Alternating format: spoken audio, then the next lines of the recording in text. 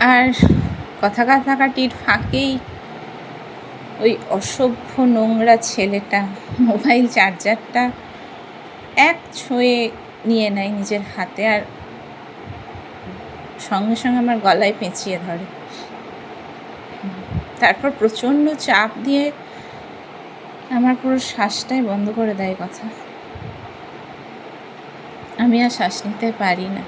কয়েক সেকেন্ড সময় লেগেছিল, আমি ছটফট করতে থাকি, কিন্তু তার সঙ্গে আমি শরীরের ক্ষমতায় পেরে উঠিনি।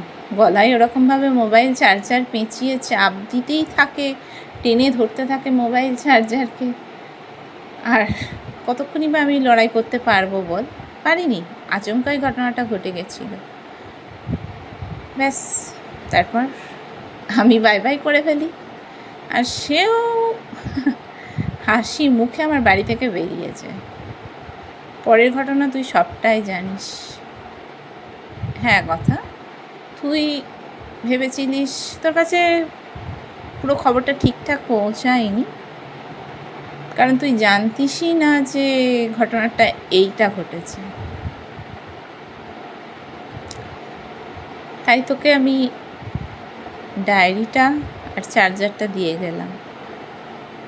ডায়েরিটা তো সব লেখা আছে, তুই দেখলেই সব জানতে পারবি, বুঝতেও পারবি। আর তুই তো জার্নালিস্ট, পুরো ঘটনাটা জানাতেও পারবি সবাইকে ইচ্ছা হলেই। বাই। কথা, ও আর একটা কথা লেখা আছে ডায়েরিতে, সেটা তুই ভালো করে নোট কর। ওই অসভ্য নোংরা ছেলেটা তার পরের দিনই ইলেকট্রিক শক খেয়ে কিন্তু মারা গেছিল। কথা, to be noted the point. Okay, tata. কথা।